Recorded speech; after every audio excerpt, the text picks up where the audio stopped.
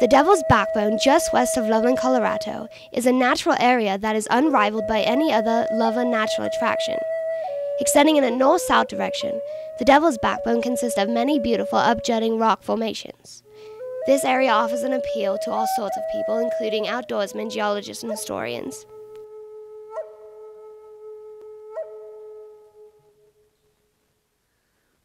In 1878, Aaron Benson, a native of Loudon, Iowa, moved to the Big Thompson Valley. Benson built the Loudon Irrigation Ditch, which carries water from the Big Thompson River through the Devil's Backbone rock outcrop.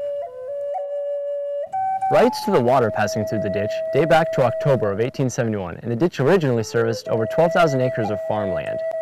The ditch crosses the south end of the Devil's Backbone Trail area and is still in use today as a concrete-lined channel. As you can see, it is dry for the winter.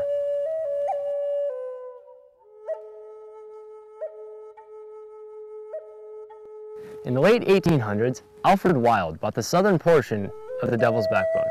He grew hops and was dubbed as Colorado's pioneer hop grower. When the Loudon Ditch was built, workers found a soft white mineral. As the water ran through the ditch channel, it was absorbed by this mysterious white substance.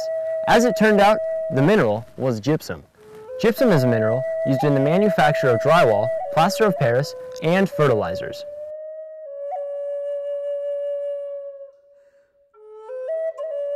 Wild realized there was money to be made in the plaster industry and started to mine the gypsum.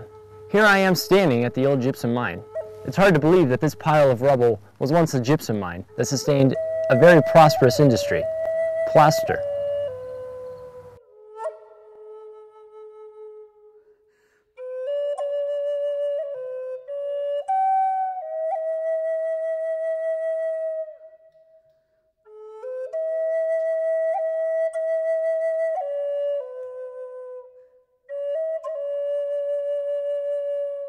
After the gypsum was mined, it was hauled on a 3-foot gauge rail to the nearby plaster mill located south of the Devil's Backbone. The mill operated from 1887 to 1965 when a flood on the Buckhorn Creek destroyed it. In 1924, Wild found fire clay at the Devil's Backbone. He built kilns and baked the clay into bricks. Many of these bricks lie here, abandoned, just east of the Devil's Backbone in a valley.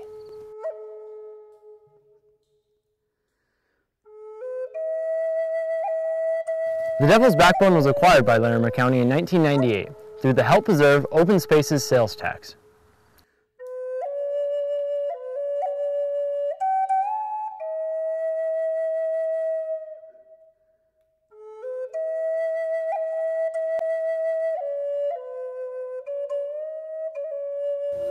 We're on the trail of the Devil's Backbone, and we've just stumbled upon the remains of a coyote scapula.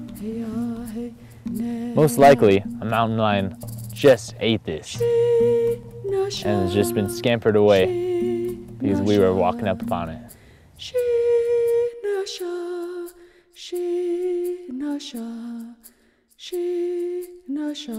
The backbone is covered with a wide array of unusual formations and depressions.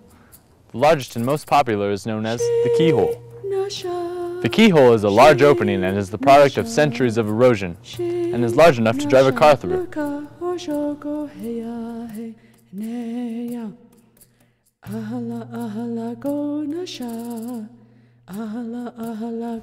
As the Rocky Mountains rose, the nearby sedimentary layers were tilted and contorted to form hogbacks that typify the transition between sedimentary plains and metamorphic granite mountains. The true history of these rocks can be seen in more than a dozen places where prehistoric turtle shells are still visible. In terms of geological movement, the backbone has been dead for 60 million years now.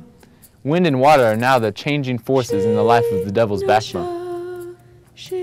Erosion, eating away at the lands around it and the Dakota sandstone of which it is composed, compile sand and soil on the western edge in dunes.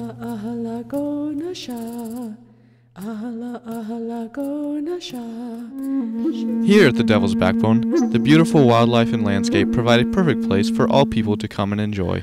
The soft, red gravel trail allows for multiple uses, including hiking, biking, horseback riding, and even just walking your dog.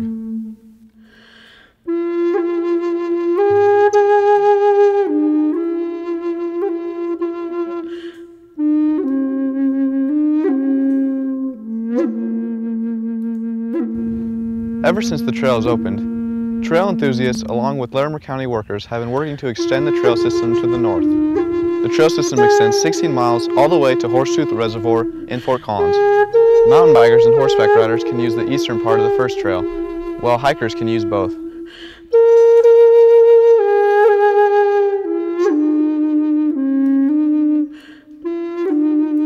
Though the northernmost loop highlights the isolation the backbone can provide, the Devil's Backbone rock formation is the centerpiece of the trail system that the southernmost loop can provide.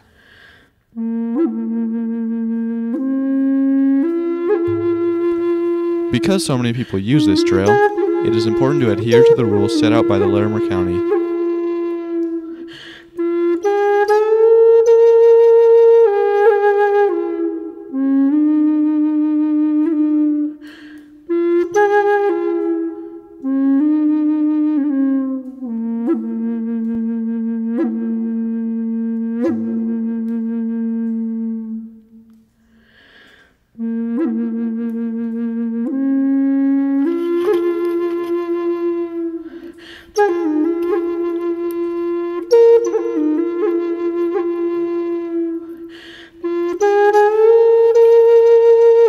Backbone is an incredibly unique landscape. Citizens of Loveland should take advantage of the opportunity to experience such a wonderful display of Earth's natural beauty.